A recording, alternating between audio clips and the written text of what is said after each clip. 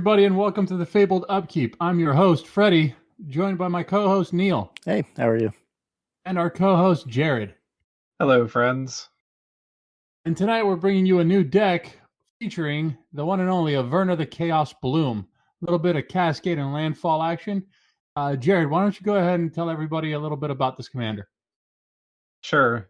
Averna is green, blue, and red for a legendary creature, Elemental Shaman, the 4/2. And as you cascade, you may put a land card from among the exiled cards onto the battlefield tapped. Reminder text is do this after the last card is exiled, but before deciding whether to cast a non-land card.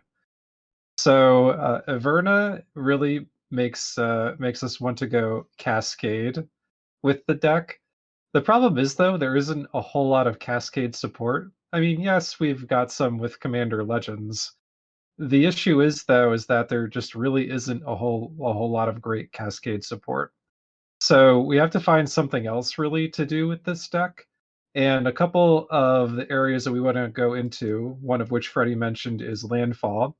So the Temur colors are really awesome at doing landfall things. There's a few Omnaths we can include in the deck that can help us really get the landfall triggers going. You have things like Tatiova Benthic Druid, AC Tyrant of Gyre Strait. That'll keep the cards coming. Tatiova give us a little bit of life. And also, since Averna is an elemental, it's also a great idea for us to maybe have a little bit of an elemental sub-theme for the deck too. I think that could be pretty cool. So that's what I tried to incorporate into my version of the build, at least. Neal, what did you think about Averna? Yeah, so I kind of obviously, like you said, the biggest problem was that there's just such a small pool of Cascade cards, right? But on top of that, you also have to be very careful because most of the Cascade cards are pretty costly as far as mana value, usually in the 4 to 7 range, and then some even higher than that, like Apex Devastator. So one way that I also went was obviously Landfall, because Averna really wants you to get those lands into play, obviously, when you cascade. But I kind of went with a Primal Surge theme, just because I said, well, if we're going to be playing a lot of permanents, and I kind of went with a lot of creatures and tokens as well. That's what I'm going to kind of use to for my kind of way of winning.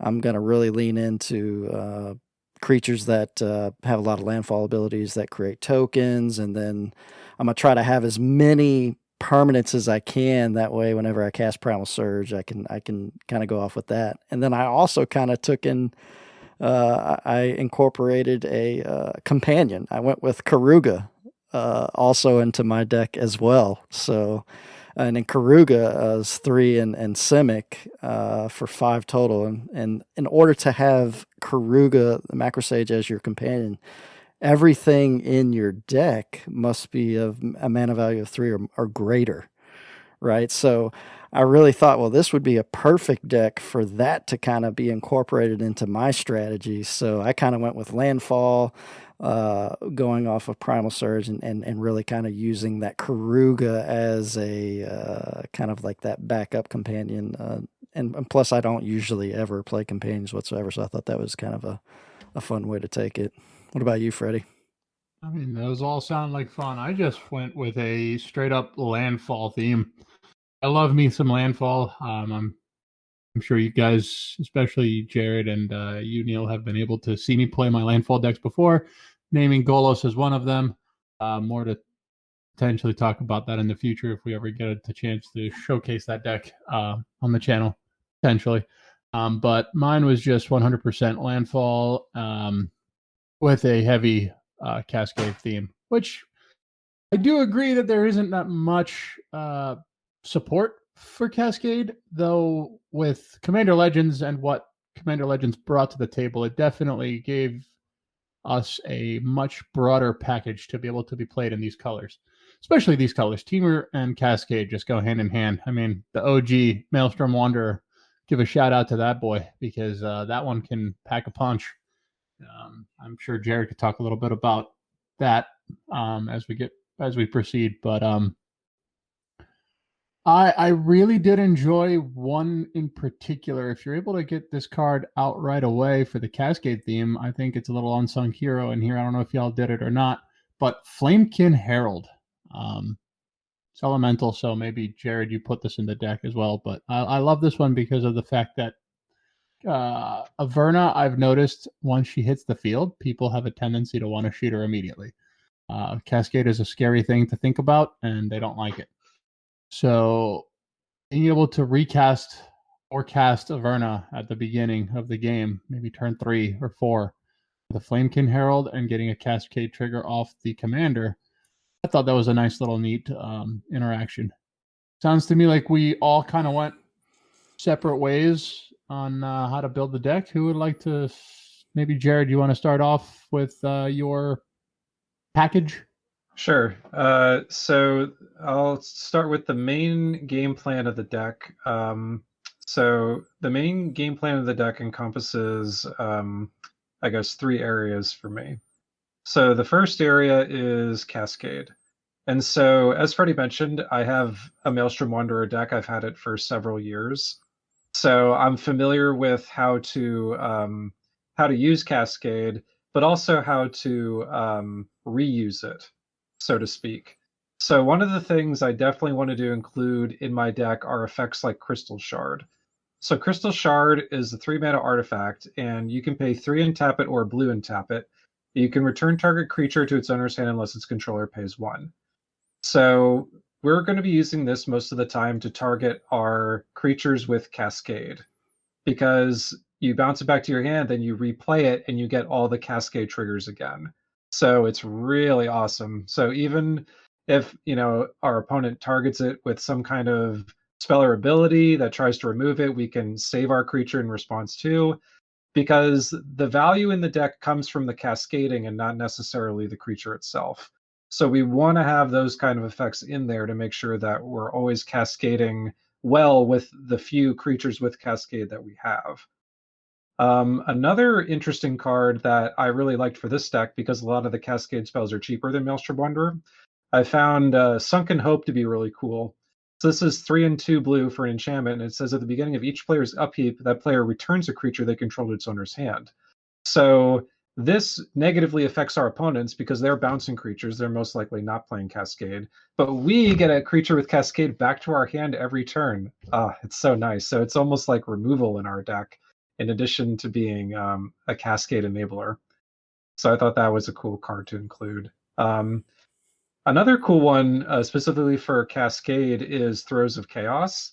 So I like it because it continually is able to trigger Cascade. So if we have Averna in play, we can keep ramping with it. So we can ramp with it in addition to casting whatever spells we're getting off of it. I think that's all I want to talk about. I wanted to touch base with you. You had mentioned the Crystal Shard. Mm-hmm. Another one that I ran in my deck, which I think is a pretty important card and component to Cascade, is also Erratic Portal. It's another one where you pay 1 tap and return target creature to its owner's hand unless its controller pays 1, which I'm returning my own stuff to my hand. I'm definitely not going to pay that. For CMC, I think it's a pretty good include in here.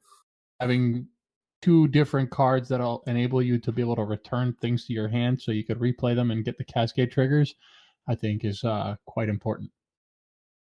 Yeah, and I have Erratic Portal. Yeah, I had Erratic Portal in my build. I think that's pretty much all I want to talk about in terms of triggering Cascade. In terms of Cascade itself, the cards that I included were Shardless Agent, Bloodbright Elf, I included Aurora Phoenix. It's a card I've never included before. So, whenever you cast a spell with Cascade, you can return Aurora Phoenix from your graveyard to your hand. So, you keep the Cascade fun going if your things die. I like Ethereum Horn Sorcerer in this deck because it returns itself to your hand again. You replay it, you keep getting the Cascade triggers. Sakashima's Protege is pretty cool because it's a clone with Flash. I'm a big fan of a clone with Cascade and Flash. I'm a big fan of clones. I already mentioned Maelstrom Wanderer, and then of course the Apex Devastator.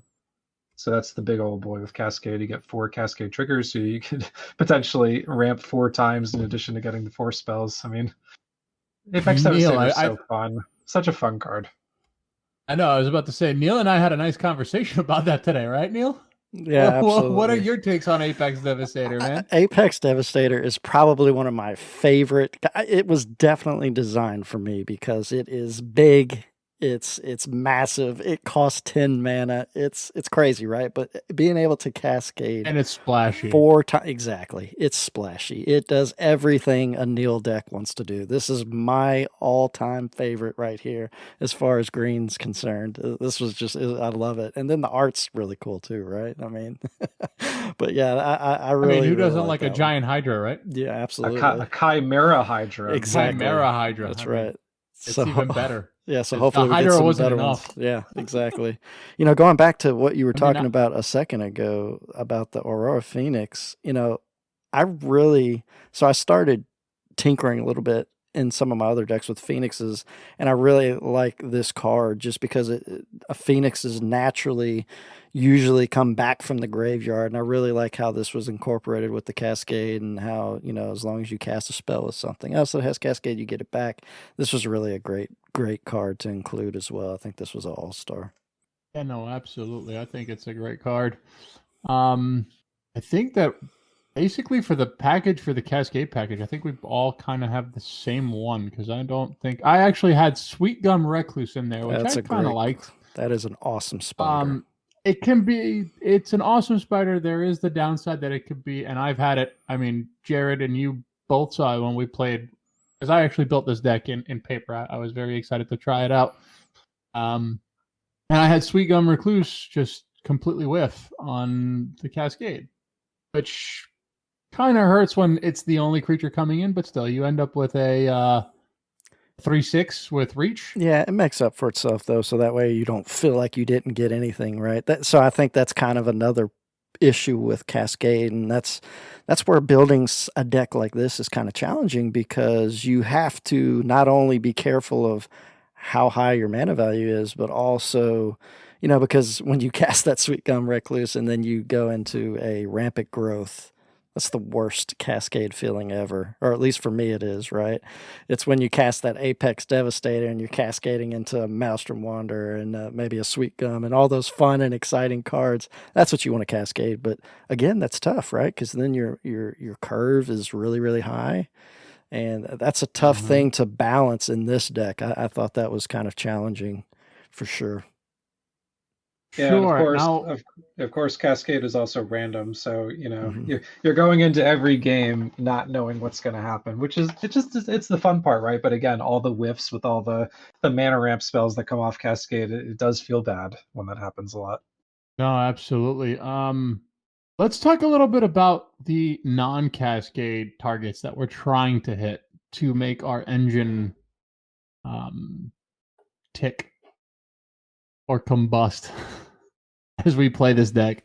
And a couple of ones that I am definitely keen on trying to hit with what I'm trying to do with my deck. Obviously, you had already mentioned it, is AC and the OG Tatiova Benthic Druid.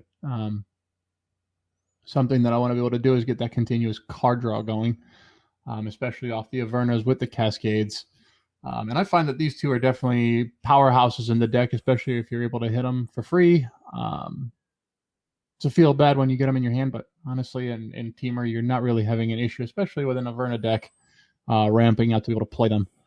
Another one that kind of goes hand in hand with the Crystal Shard and Erratic Portal is Temur Sabertooth. Temur Sabertooth is a great one to get cards back to your hand so you can continue cascading into them. Then I put Terror of the Peaks in mine, which was kind of interesting. I just love me a Terror of the Peaks. I just think it's a great card. But I figured why not? Cascading into some big splashy creatures and, having a Terror of the Peaks out with a Apex Devastator out just sounded like a lot of fun. I put Terror in mine as well. Yeah, Terror of the Peaks. Every time I've played against Freddie, he's had it in play, so it's like his new favorite card.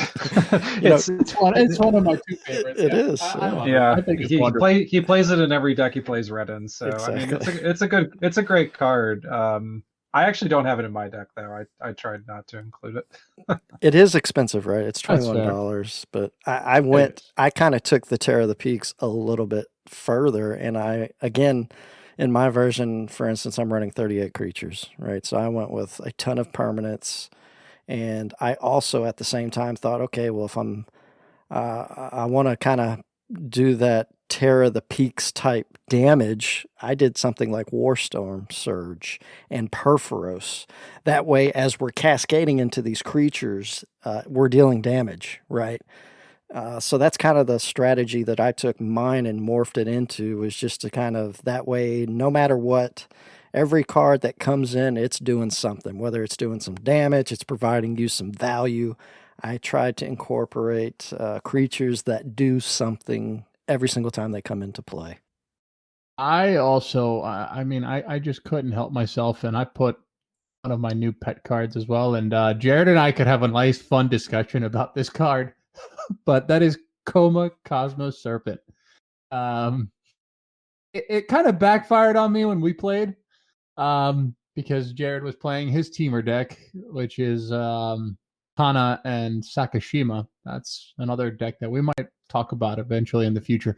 But my one Coma was facing 3 copied Comas of his the entire game. And let me tell you, a Coma versus 3 Comas, that I think is the bane of Coma's existence, is another Coma player with multiple copies of Coma. That's probably one of the only ways that Coma's going to lose you the game. But that was a great target to cascade into. Also, Kamal, Heart of Krosa, was one that I put in here to kind of feed off of the Phylath and Avenger Zendikar play with the landfalls, right? Being able to land into a Kamal with either Avenger with all his plants or Phylath and his plants out on the battlefield. Being able to swing out with +3/+3 on all your creatures and gaining trample for them. With hopefully, if with an Avenger out, you've also been able to get a couple of landfall triggers out and make them already pretty large. That was really my win con for the deck, is being able to just swing out wide with token generation and face with overrun effects like Kamal. So yeah. Why don't we jump into a little bit of the card draw that everybody kind of put into their decks, now that we've already discussed everything that these decks want to do with their main package. Jared, why don't you go ahead and kick us off with what you put in your deck? Yeah, sure. So I have on the cheaper end Chart a Course. So that's draw 2 cards, then you discard a card unless you attack this turn. I put that in there just because our commander's so cheap and it's a 4/2, so you want to attack with it. So I figure most of the time we're just going to straight draw 2 cards off of that. And then a fun one that I like, I've been including in more and more decks, is Chemist's Insight. So it's 3 and a blue for an instant, draw 2 cards with Jumpstart. It seems weak at first, but it actually is really nice, because even if it gets discarded or milled, you can still wind up using it.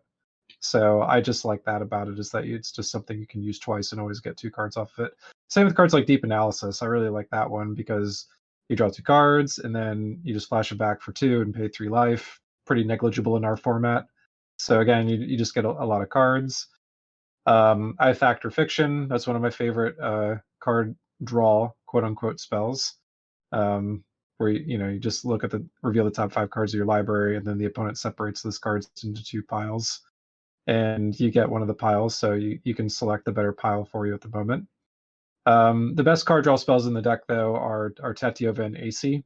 Just because of the landfall, you can do so much landfall with this deck, and you get so much value off of those two.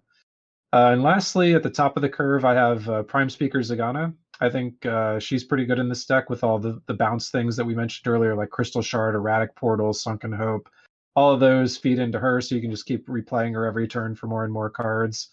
One of the favorite card draw spells that I like is called Recurring Insight.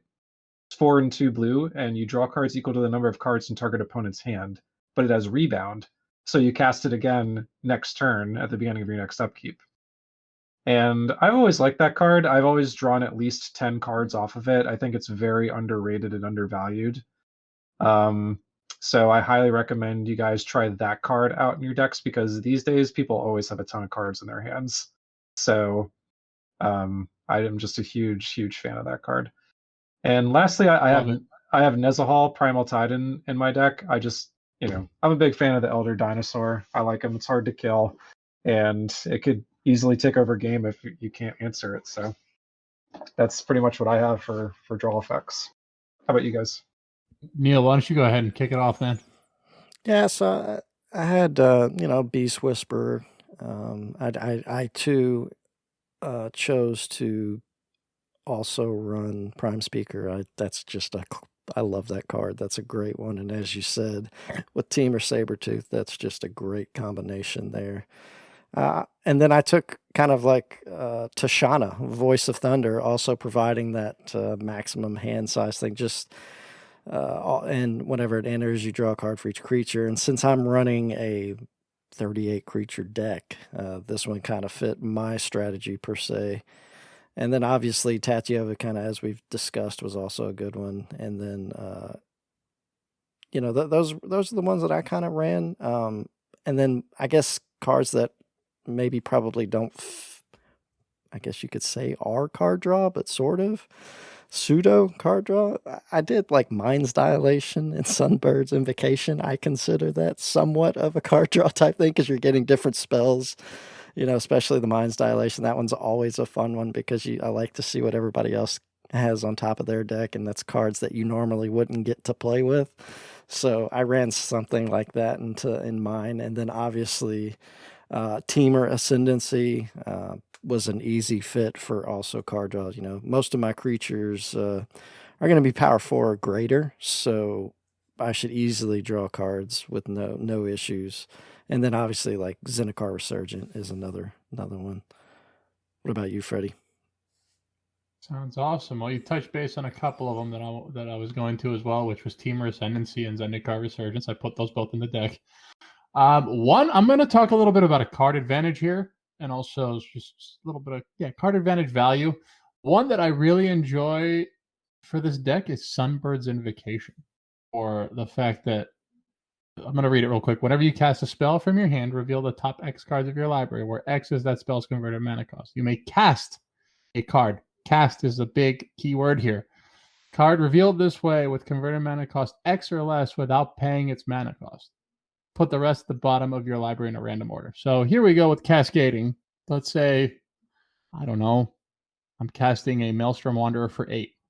So I look at the top 8 cards in my library, and then I'm able to cast something for free that's 8 or less. Okay, wonderful. So I've got plenty of cascading targets that will be able to continue that cycle, so to speak. And if I'm not mistaken, you should be able to stack the Sunbird's Invocation with the Cascade trigger. Correct me if I'm wrong here. I'm not sure. I've never played Sunbird's Invocation in a Cascade deck, so I'm not sure what the interaction is. Yeah, I threw it in here. I'm a big fan of Sunbird's Invocation. It just seems like it works really well with Cascade. I mean, it is a cast, so it's not you just get to play it or put it into the battlefield for free. It is a cast effect, so it will cast and will trigger Cascade. Yeah, it's almost like I thought it was. I think you're right. Mm-hmm. I think you're right. It's almost like a Modi, right? As long as you're casting things that are 6 or greater, Modi just kind of keeps that chain going, right? So it's almost like the same type of thing. Then I put in my deck, I always go with the blingy, splashy, very typical cards, but I love me some Sylvan Library action, so I have a Sylvan Library in my deck. Heuristic Study, I have that in the deck as well. And the Great Henge, because who doesn't like the Great Henge? I'm curious. Even though it's $55. I was going to say, what was your total price this time, since you went overboard last episode? I go overboard every episode. Who are you kidding? I'm at $621. Oh wow! Okay, I can only imagine that Jared was the reasonable one, and was within budget. Oh, I was definitely within budget. I was at 270 on mine. You're both within budget. I was the only crazy one that went over. Yeah, Neal's is actually cheaper Yeah. than mine. I find 3-color plus decks really hard to do within budget. This worked out nicely because it was 3 colors. Before the 5-color, it's harder to do those within budget without sacrificing a decent mana base. Correct. You know, without playing a lot of tap lands, which tap lands are only getting worse and worse over time as our format gets faster and faster. So I really try and limit the amount of tap lands I play in decks typically these days. Like I'm talking like, 5 or less tap lands in every deck. Play more basics. That's the Exactly. Play more basics. Yeah. But it's so hard to do that in 4 and 5 color decks, though. It is. It's No, hard to that play no, a lot you're of basics. You're exactly right, because I kind of go the same thing, right? It's as you go, and that may be why I favor monocolored decks in my personal deck building. Is like you said, especially with the format being so much quicker. This probably wasn't a problem years ago, so like I'm definitely running a lot more basics than this one. But again, you got to have the way to, I don't run fetch lands or anything like that in this build, obviously, because it's too expensive. So, you're kind of at the luck of the draw, right? Are you going to get the colors you need at the right time? So that's the only problem with running 3 or more colors. That's tough. Yep. But real fast, I just want to go back and touch base on another card for card advantage and card draw. It's Genesis Ultimatum. Figured in temur. And the fact that you look at the top 5 cards of your library, you may put any number of permanent cards from onto the battlefield. You don't have to put those permanents into the battlefield if you don't want to. So if you end up drawing into your cascades and you don't want to put them out, you can actually put them into your hand. So it's basically a draw 5 card. L4.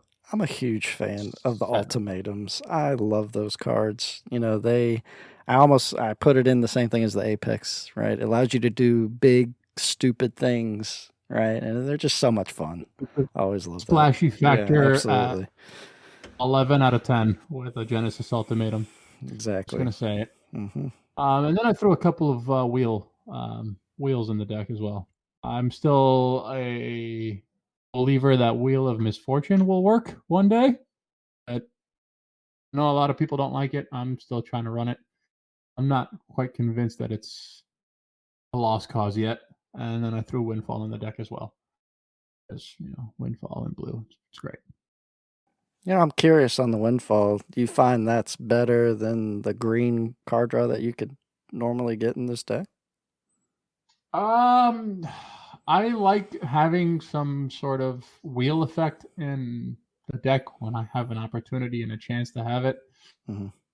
Just because I find myself sometimes either flooding or not finding what I'm looking for and just feeling like I'm losing gas. Mm-hmm. And if I have that in hand, I'm able to either get rid of the cards that I don't want, mm-hmm.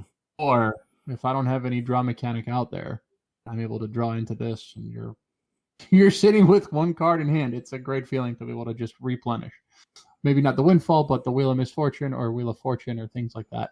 The Windfall, yes, it's more about refiltering your hand with more gas to keep your game plan and strategy going. That's my take on them, at least. I love them. If I can run them, I will. I'm not as hot on the wheels, honestly, just because they do give your opponents options and ways to get back in the game, too. I really only run them in decks that I know I'm going to be utilizing my graveyard heavily in. So those are the kind of decks that I'll run wheels in. Mm-hmm. Yeah, that's kind of the same thinking that I go to. Just I get nervous just because I'm afraid that I'll burn myself later on by giving somebody that answer, right? You could. Yeah. You could. That's why I consider myself more of a chaos player. In the way I play with Magic, I just go all in and and especially since we're playing blue, I mean, we can play tons of really good draw that isn't giving our opponents help. Pull from tomorrow. Sure. I found them to be useful for my deck. And again, that's the beauty of 3 decks coming That's together. it. I mean, That's it. or they're completely different. One, Well, I'll tell you is one completely thing. different. I like it when you cast a Windfall and it's on me, right? Like, hey, that's great. I'm happy, all about it, right? Oh, I'm not gonna lie. When my opponent casts Windfall and I'm Oh, gonna get yeah. advantage, I'm like, fantastic. Absolutely. Thank you. But I also love casting a Windfall against somebody who's also drawn more than I have, True. and they're way ahead, True. and then you're able to just close them. Maybe they have their win con in hand. It's a Oh, yeah. a chaotic It card. could be a defensive card, too. It can be. I personally, I like running them. I have 2 of them in this deck. They're fun.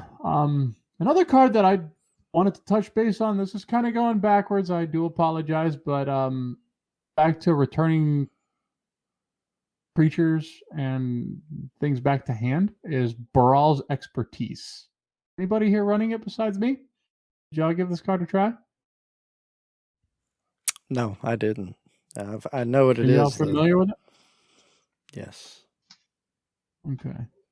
I thought it was kind of neat being able to return up to 3 target artifacts and/or creatures to their owner's hand, and then casting something with converted mana cost 4 or less from my hand without paying its mana cost. I think Pretty good. Yeah, I think it fits perfect in this type of deck. Bloodbraid Elf or Shardless Agent if you're lucky. Yeah, it could be cool. I'm not playing it in mine. I guess it could be cool. Yeah, I guess the only downside is you get to use it only once, whereas your other artifacts that allow you to continue to do it. Of course. Yeah. I'm running the Erratic Portal in this. I didn't put the Crystal in mine, though I really should. That one just slipped my mind. But yeah, this has been a fun little deck to put together. I've really enjoyed it. I love this as a strategy overall. I just love Landfall, so kind of fits my playstyle quite a bit. Final thoughts on the deck, guys. What did y'all think? Did y'all get a chance to play it? Did y'all enjoy it? Did y'all enjoy playing against it? I didn't personally get to build this. I actually went through my collection today and learned that I did have an Averna, so I may think about building my version and see how it plays. I think it would be interesting. I've built all creature decks before, though this one does have some sorceries and instants, not very many, but a few. Again, kind of relying on that Primal Surge to really go off and just put everything on the board. I think it'd be fun and interesting. It'd be kind of crazy. So, yeah, I'll be interested to see how mine fares. I'm excited to see it. I hope to see it at the table very soon. What about you, Jared?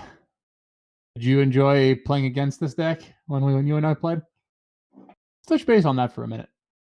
Yeah, the game that we played in the pod, I did enjoy playing against your deck. I'm a big fan of Temur. It's my favorite color combination.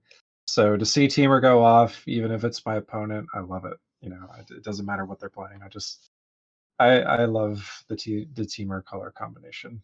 Every time I play a Temur deck, I always feel like I'm part of the game. I never feel like I'm not doing something or playing a strategy that I'm not comfortable with or whatever. So if I want to have a good time and know that I'm going to try and have a good time, I'll always play Temur. There you have it, everybody.